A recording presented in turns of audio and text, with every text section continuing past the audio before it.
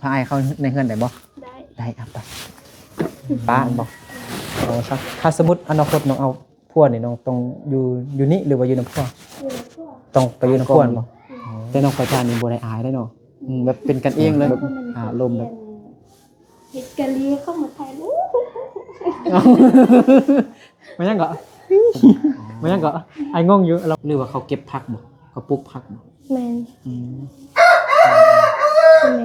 พ่อแม่ไปบ่น้องยังเข้าเรียนเด็กอ๋อเขาแบบพ่อแม่นี่คิดอยู่ว่าสิไปเฮ็ดเวียกอยู่ไทยบ่หรือว่าสิเฮ็ดให้เฮ็ดให้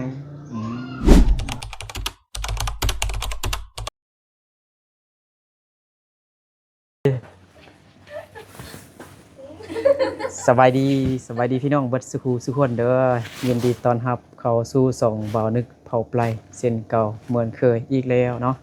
ตอนนี้บ่าวนึกอยู่บ้านน้ำปุยเมืองเพียงแขวงสระบุรีเนาะพอดีมีน้องคนนึงเนาะทักหาบ่าวนึกมาหาว่าซั่น เนาะผู้สาวมงเนาะสาวมงน้อยเนาะแต่ว่าอายุน้อยแต่ว่าผู้ใหญ่เลยเด้ผู้ใหญ่เกือบแบบซ้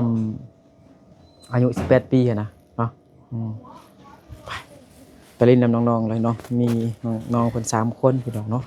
สบายดีเลยสบายดีเลยสบายดีเลยพากันนั่งค้าผู้เบ้าบ่โมเมนต์มีผู้เบ้าเลยเนาะ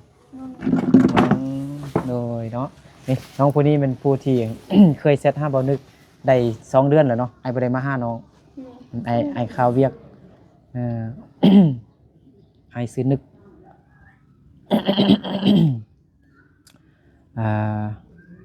น้องซื้อยังก่อน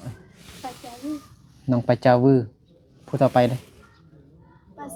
ปาเซ็งคนนั้นเด้ปานีว่าอ๋อจักปีแล้วน้อง13ปีน้อง13โอ้ยยังเด็กหน่อยอยู่พี่น้องเนาะ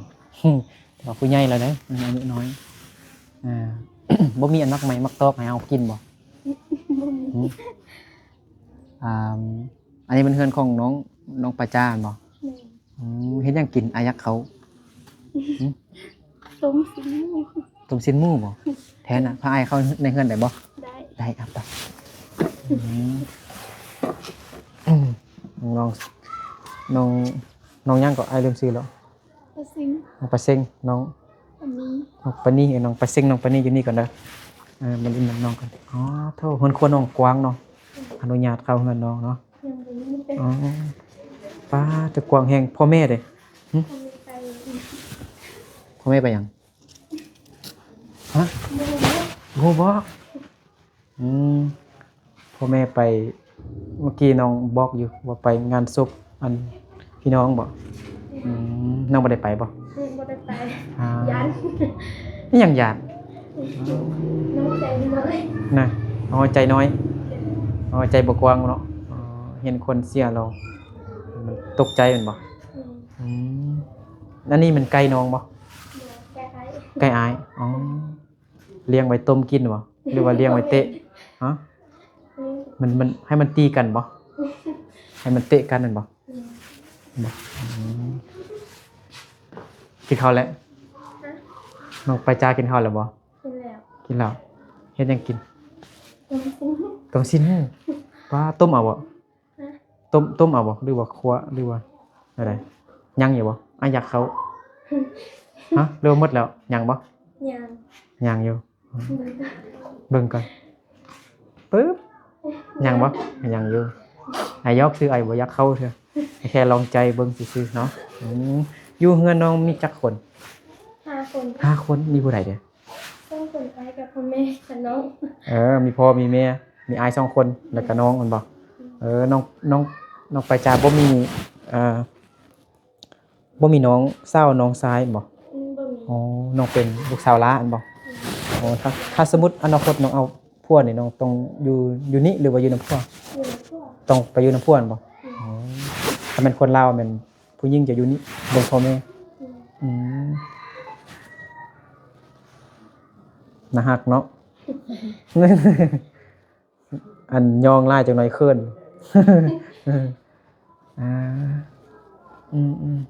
แล้วมื้อนี้ผู้ใดอยู่เฮือนอายบ่อยู่กับอายบ่โอ้เฮือนน้องใหญ่เนาะพุ่นน่ะกว้างแฮงอ่าเนี่ยเข้าเฮียนอยู่บ่ เขา น้องไปจ้าเข้าเฮียนอยู่บ่หยัง หมอสั้น นั่งก็ได้อืม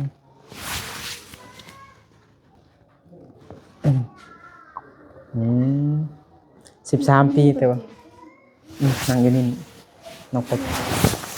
น้องบ่ได้ตื่นเต้นอีหยังทุกอย่างเนาะแบบเป็นธรรมชาติแฮงน้องบ่ได้อายกล้องแม่นบ่บ่อายบ่อืมไอ้นั่งนำได้บ่ และ เป็นคนก็บางคนนี่อายุยังหลายกว่าน้องเลยก็ยังอายกล้องอยู่ แต่น้องประจานนี่บ่ได้อายเลยเนาะแบบเป็นกันเองเลยลมแบบอ่าอหยัง น้อง แบบ ก็เป็นคนที่เฮ็ดกะลีเข้ามาไทยรู้ มันยังก็มันยังก็ไอ้งงอยู่ลองมาคืนดู พอเข้าฮะ กระแดดนะ มันยังก็ ไทยแล้วก็เฮ็ดเบ็ด แบบคือคนกระได้อันนะเฮ็ดจังได๋นะยังนะ น้องบ่มักเบ็ดนั้นโอ้ อ๋อมันเป็นคนแบบแบบเป็นแนวใดวะแล้วตอนนี้ไอ้ทายอยู่น้องเป็นยังไงตื่นเต้นบ่ ธรรมดาหน่อยนึงเรียนเก่งอยู่บ่อยู่ม.3 แม่นบ่ ธรรมดา อ๋อได้ที่หยังเก่งที่สุดได้ที่หยังอ๋อได้ดินอายเด้อเนาะ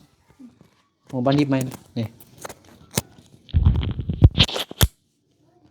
งับอันตรงปึ๊บหยิบใส่เสื้อเอา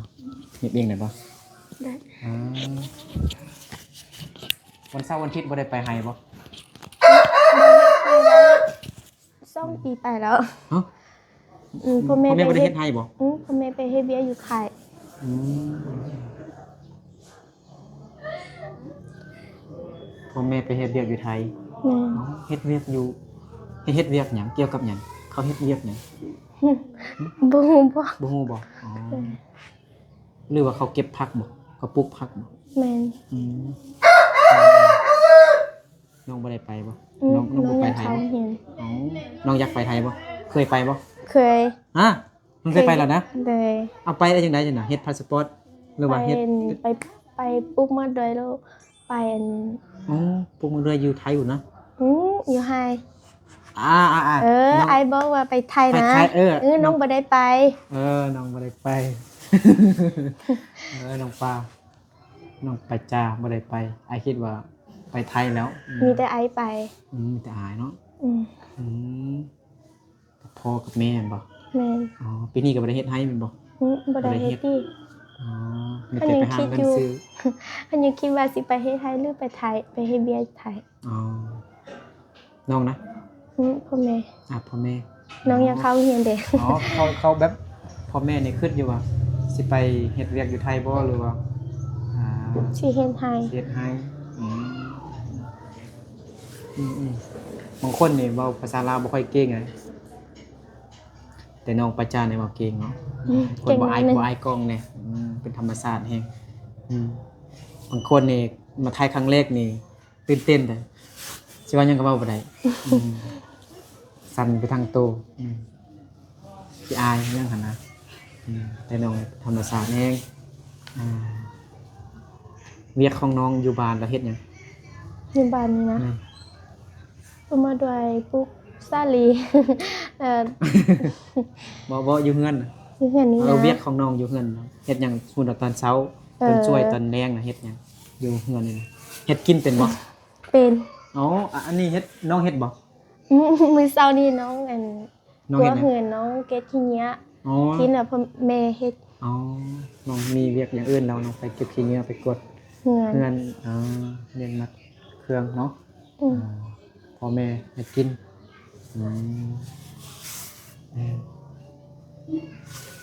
ของฟันน้องยังได้หยังน้องกระจา อย่าได้โทรศัพท์ไอโฟน ได้ด้วยสับไอโฟนโอ้ยของ แต่ ฟัน เดี๋ยว อัน นี้ นี้ของ ยังบ่มีเงินเทื่อ อ๋อ พ่อแม่ไปขอจะเทื่อพ่อแม่ก็บอกว่าไปหาเงินมาก่อนสิซื้อให้ อ๋อ ก็ท่าดอนแล้ว ไปทำไมก็ได้ไปหาเงิน ท ถ้าได้2-3ปีนี่แล้วบ่ได้เทื่อ อยากได้ iPhone มั้ยยัง iPhone iPhone 13 20เอา iPhone 13บ่ แม่ โอ้อันนี้มันคือความฝันทักใดมาตลอดแม่นบ่ แม่น คิดมาบ่ แม่น อ๋อ ก็อย่าไปหาเงินแล แต่ว่าตอนนี้มีโทรศัพท์อยู่แล้ว แต่ว่าเป็นโทรศัพท์ ที่เล่นโรง Android งาน อ๋อ Oppo Oppo บ่ แม่น Apple Oppo Samsung A3 Android แล้วก็ Android iPhone มันจะเป็นระบบอีหยัง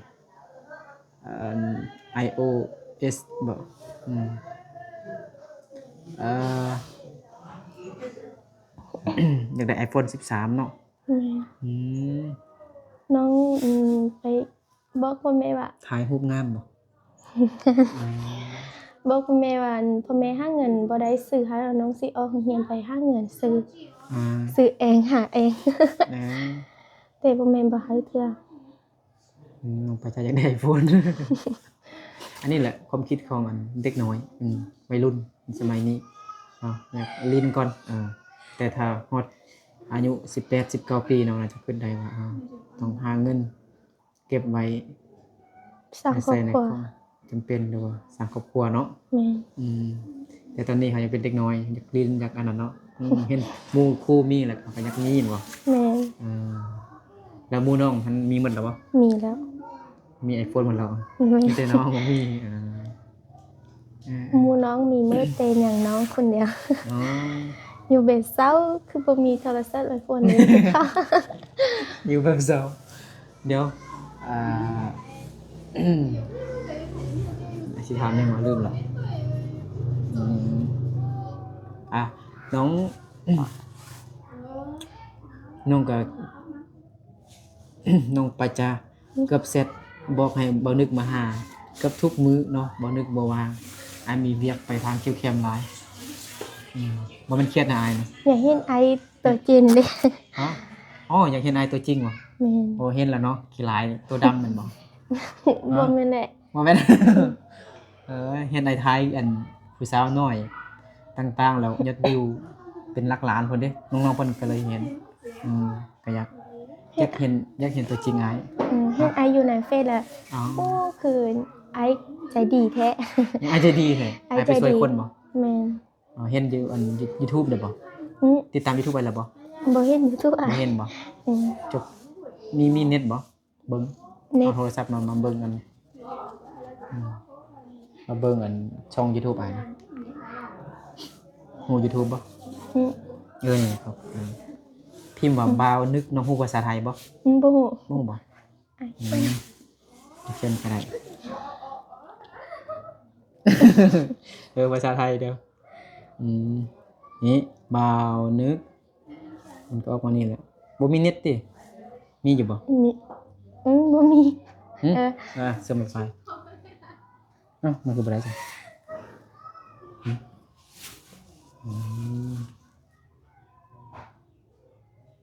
ได้บ่เปิดได้บ่ แต่บ่เห็น เอาไปนี่สองอันนี่ อืม เห็นบ่ตื่นนึ่งเข้าบ่นี่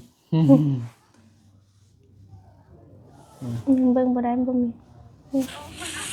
นี่เป็นไอ้ไทยเมื่อวานนี่ ไปไทยอยู่ไสเด้ นี่นะ อืม ไทยอยู่ลำปุย อลังการงานสร้างเอง บ่แม่นติ ยกซื้อไอ้ไปไทยอยู่คิวแคมโอ้เน็ตสาเนาะ อืม สมัยไม้มัน ทางการหามันใหญ่กัน ยังบ่ได้ตื่นบ้าน การเสร็จ นี่เขาเฮ็ดหยังเด้ กินเขาเห็ดกินต้มสินหมูคือน้องว่าเมื่อกี้ใช่ไหมสลองห้องน้ำมัน อืม เฮ็ดห้องน้ำมัน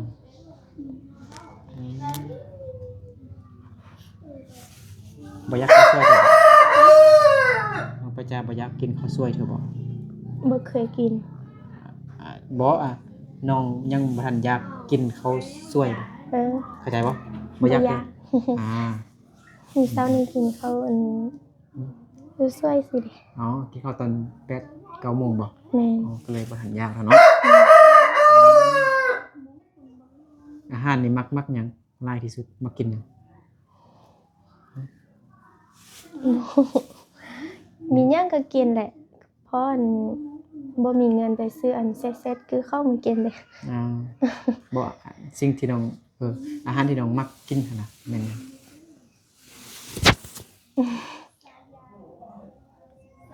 กินผักต้ม กินผักต้ม แม่น อืมฮะต้มผักกินซื่อ แม่น แซ่บบ่ซีดเนี่ยบ่แซ่บบ่ซั่น เซ็ตนั่นหนึง แซ่บแนวหนึง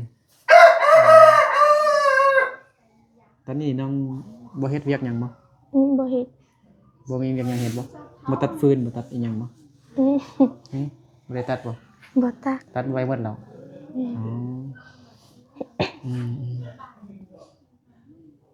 น้องบ่มีกิจกรรมเฮ็ดหยังเนาะมีแต่แต่งกินเนาะ แม่น จังได๋พ่อแม่มากินข้าวอยู่นี่หรือว่ากินอยู่พุ่น บ่บ่ว่าสิมาหรือบ่มา อ๋อเขานอนอยู่พุ่นบ่ บ่นอน มานอนอยู่นี้แต่ว่า แรงเนาะ อืม อืมน้องเป็นคนมากินเหล้ากินเบียร์บ่ อืม มากิน บ่มากินมันเมา มันเมาเนาะ แม่น คือมีปองเบียร์หลายเลย เข้ามาเฮ็ดเบียร์อยู่นี่แล้วเข้าซื้อมากิน อ๋อพ่อแม่ได้กินบ่ อืมเข้ากินแต่ว่ามีดองมีหยังก็กินซื่อ ต้องกินสิเนาะ อืม เฮือนน้องใหญ่อลังการแฮงเนาะนั่นในเฮือนงามเนาะอืม ธรรมดา ธรรมดาเมื่อกี้คันน้องบ่ส่งตำแหน่งให้อ้ายก็บ่ฮู้บอลมา เฮ็ดไอไปสัมภาษณ์คนอื่นนะโอ้อย่า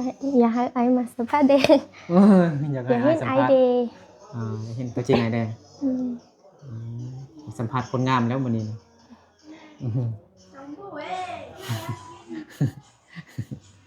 น้องกระจาเป็นมงวื้อบ่ แม่น มงวื้อเนาะ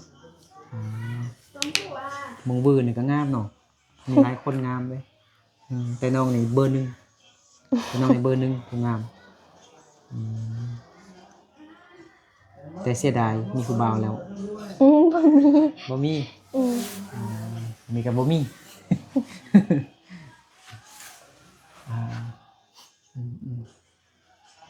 อันนี้คือห้องครัวเนาะบ่ได้เข้าไปนั่งเพื่อน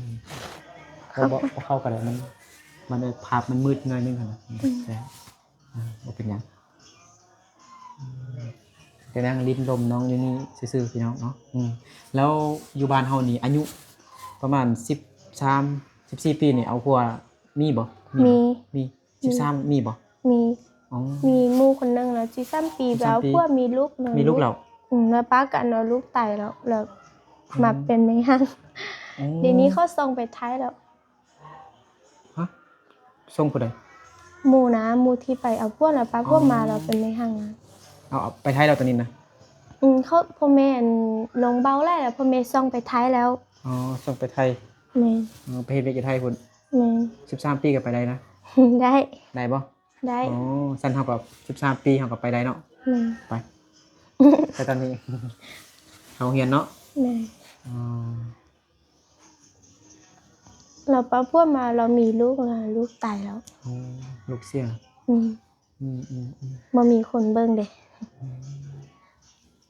มีคนเบิ่งพ่อก็บ่เบิ่งแม่ก็บ่เบิ่ง แม่ ลูกเสียโอ้ยคือเฮ็ดแบบนี้เนาะใจร้ายเนาะ แม่ ไม่ใจร้ายเบิ่งลูก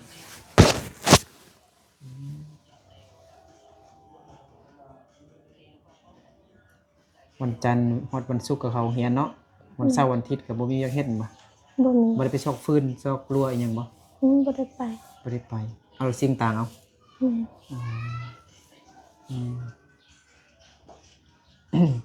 อ่ะอ้ายมาสัมภาษณ์น้องอยากได้หยังอ่ะ บ่อยากได้ ฮะ บ่อยากได้พอน้องบอลน้องไอนะบ่ฮู้ว่าสิฝึก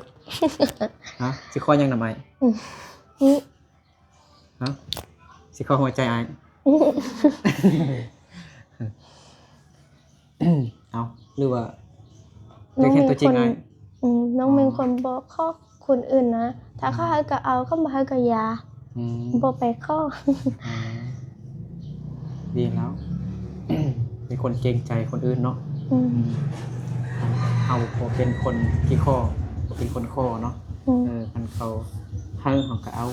คันเขาบ่ให้เขาก็บ่เอาเนาะ อืม อืม เดี๋ยวเข้าว่าอู้คือบ่ไอแล้วเนาะมาข้อตลอกเนี่ย แล้วมันก็ตลอดคอยยังเหรอวันนี้ข้อหัวใจเนาะ ข้อขนมเนาะขนมไอเอามาอยู่ บ่อยากกินขนม เรียกกินขนม เดี๋ยวเจ็ดเคี้ยว ยันจุดเดียวบุมีร้านบ่ซั่นน่ะ บ่มี อืม มีแต่ก็ไปอยู่เวียงหมด คือFC บางคนเนาะอยากเวลาไปสัมภาษณ์ผู้สาวอันนี้คันนั่งสัมภาษณ์จังซี่แล้วFC บางคนเนาะบางคนก็มักเบิ่งบางคนก็บ่ค่อยมักเบิ่งหันน่ะแต่ว่ามาหาน้องประจานี่น้องบ่มีกิจกรรมเฮ็ดบ่มีหยังเฮ็ดอันนะอีหยังก็แบบบ่มีเวียกซั่นซะวันเสาร์วันอาทิตย์ก็สิไปหาฟืนหารั่วก็พ่อแม่บ่ให้ซอกหันนะมีแต่เอารถซิ่งต่างเอาเนาะก็อยู่เนาะฮอดเวลาแต่งกินก็แต่งมาหน้าก่อนจึงซื้ออันเป็นของกินมาให้น้องเฮ็ดเป็นบ่ เนี่ย เฮ็ดของกินแต่งกิน เป็น มื้อหน้าไอ้ซื้ออันของกินมาเป็นปลาบ่หรือว่าซีแล้วก็ให้น้องเฮ็ดสินะ เด้อ แต่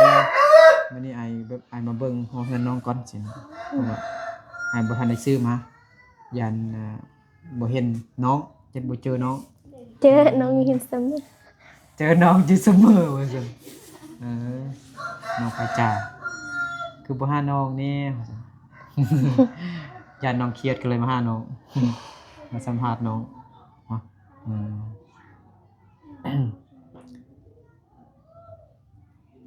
สิถามยังอายได้บ่มีแต่อายเว้ามีแต่อายถามน้องถามเว้ายังก็ได้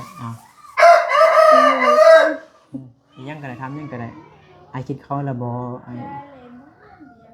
จักหน่อยนี่อายสิไปไสก็เว้าไปอายอยากกินหยังบ่กินเหล้าบ่กินเบียร์บ่ก็ถามไป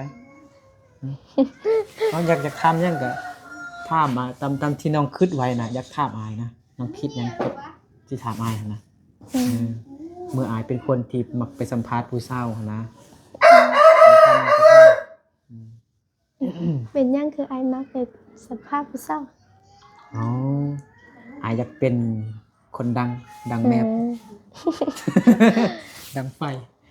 ดังไฟ ก็อย่าไปเห็นผู้เศร้าที่ ยกซื้ออายก็เป็นคนมักแบบนี้แหล้วนะแล้วก็มักไปท้ายเห็นผู้สาวแล้วอายอยากไปท้ายหั่นนะอยากท้ายให้FC อยากท้ายให้อันสาวโลกเบิ่งผู้สาวลาวเฮานะงามเขาก็ให้กำลังใจเฮาไปท้ายกำลังใจไปท้ายนะ มีคนอยู่ประเทศอื่นก็เห็น แม่นประเทศหมดทั่วโลกเลยตอนนี้ก็กำลังเบิ่งน้องอยู่ทั่วโลก คนที่เข้าอันซิมาซวย ฮะ เขาสิมาซวยคนจงนะ อ๋อ เขาเห็นนะเขาสิมาซวยไป แม่ ไทย เขา เล สิ ย ช่วย นะ แม่นสิช่วยคนลำบากแต่น้องประจ้าแท้อีหยังก็มีเบิดแล้ว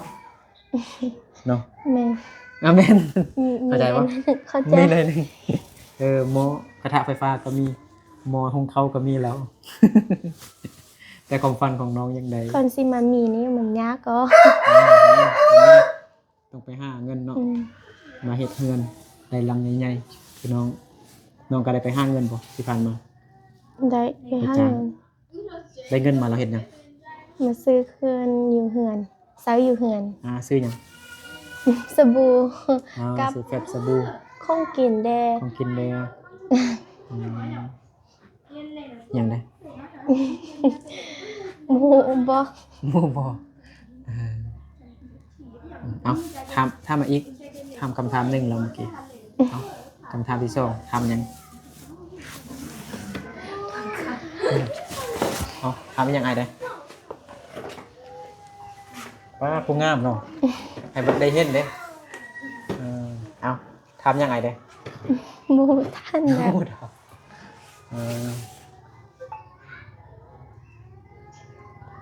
ทำยังกระทำเนาะ คิดก่อน อ่าอืม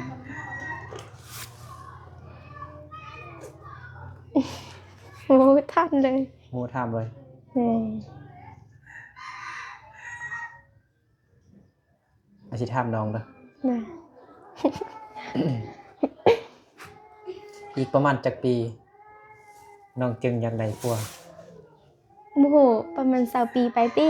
สบายดีอ่า เดิน แล้ว เข้าใจเวียกไล่วันนี้ หืม เขาฮู้หาเงินก่อน หาเงินก่อน เลย อ่าน้องสิเรียนจบม .7 อยู่บ่หรือว่าจบแต่ม จบ .4 จบม .7 เลย จบม .7 แล้วอยากไปเรียนต่ออยากไปเรียนหยัง ไปเรียนภาษาจีน อ๋อเรียนภาษาจีนอ๋อ เออ ไปฮักเจ้าว่าจังไดภาษาจีน โอ้โหยังบ่ได้เรียนเด อ๋อนับเลขเป็นภาษาจีนได้บ่ ได้นิดนึง ลองนับดูฮอตใส่นับฮอตใส่ได้ฮอต10ได้บ่ สิได้ อ่ะลองนับดู อาย บ่เป็นหยังถึกผิดบ่เป็นหยังเราต้องแสดงความกล้าหาญเนาะ ก็ว่าบ่เจ๋งเด้ อ่า สั่งซื้อ ชื่อ หมู หมู แล่ เลี้ยว ชี ชี ปลา ปลา แจ๋ว แจ๋ว ชื่อ ชื้อหมดแล้ว ได้ อ๋อ เก่งแล้ว ตบมือสมเสย อ่า ดีแล้วเรียนภาษาจีนก็ได้ภาษาอังกฤษได้ปะ อืม บ่ได้ I love you แปลว่าหยัง บ่ฮู้ ฮะ บ่ฮู้ บ่ฮู้ ได้ yes แปลว่าหยัง no แปลว่าหยัง no โน ฮะแปลว่าหยัง no ภาษามงว่าหยังไงว่าเป็นภาษามงก็ได้ บ่บ่ จี บ่ภาษามึง G no แปลว่า G มัน บ่แม่นติ เอ้า G ก็แปลว่าบ่ด้วยนะ G no บ่กินสินะ น้องว่าบ่มักกินขนมว่าซั่นแย่นแคลแมงเอาให้ล้านก็ได้ อันนี้กินแทนข้าวก็ได้อ่าเนาะ อืม อืมมื้อนี้บ่ไปหยังบ่ บ่ไป นอน ไปลิ้น ไปลิ้น เด้อ ไปถ่ายรูป แม่น อ้ายถ่ายรูปให้ก็ได้อืม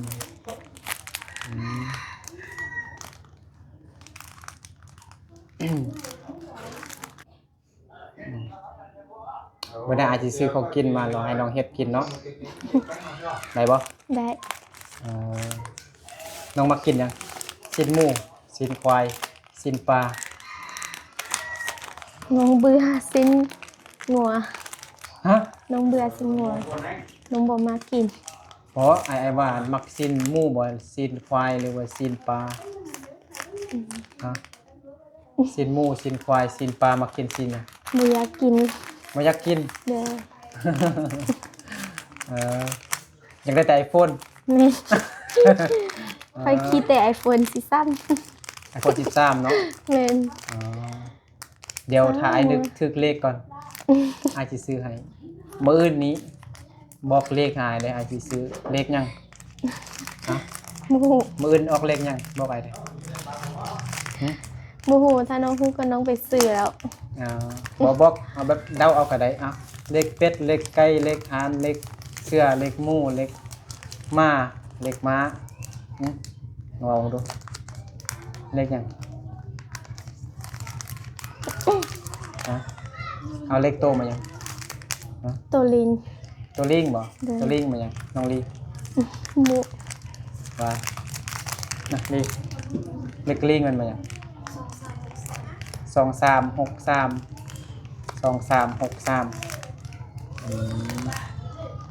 ก็จุดเทียนเนาะน้ำไม่หยุดครับผม ไอสิเติมบัตรให้น้องเด้อ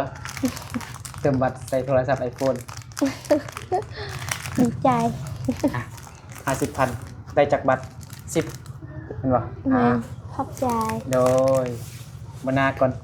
ถ้าไอถึกเลขก่อนเอาจึงสิซื้อ iPhone ให้น้องเด้อ น้องอยู่ เอาเล็กลิงเนาะมื้ออื่นเนาะ แม่น โดย